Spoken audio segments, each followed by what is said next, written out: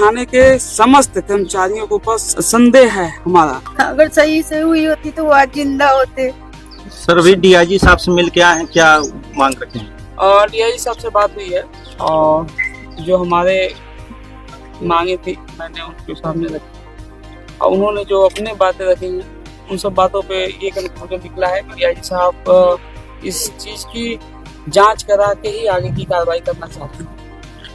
ठीक है, वो उनका अपना खुद का जो है पुलिस का तरीका है, बाकी हम अपनी तरफ से तहरीर इनको प्रेषित करेंगे। आपकी तरफ से क्या मांगे रखी गई? हमारी तरफ से मांगे रखी गई है कि हमारे भाई साहब को जो न्याय हो सके, जो न्याय है और जो इसमें इन्वॉल्व हैं लोग, उसकी थॉरली जांच हो और इस पे नतीजे पे पहुंचा जाए जिसमें दोषियों को सख्त से सजा दी जाए और मेरे भाई को कभी जो है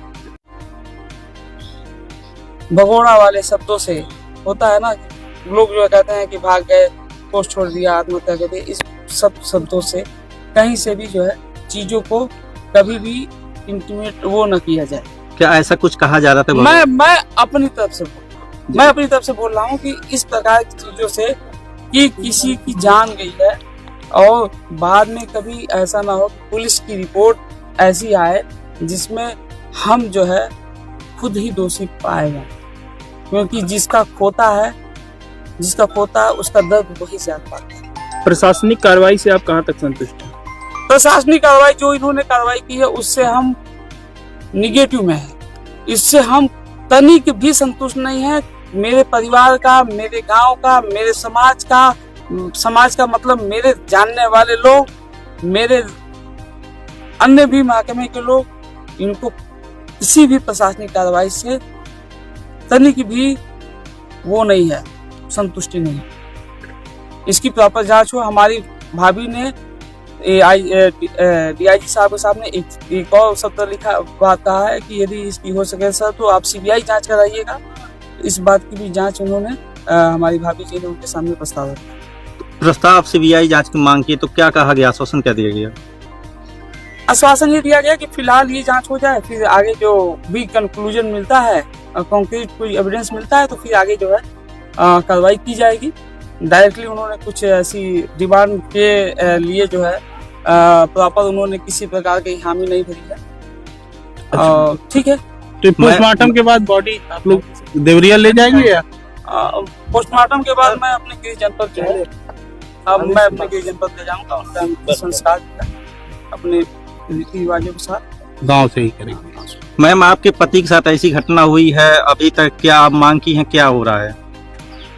अभी तक पुलिस जांच ठीक से नहीं हुई है। अगर सही से हुई होती तो वो आज जिंदा होते।